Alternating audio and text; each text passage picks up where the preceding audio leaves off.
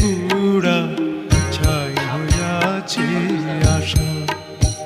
ও তোর আপন গৃহ ভিটা মাটি ছাড়ি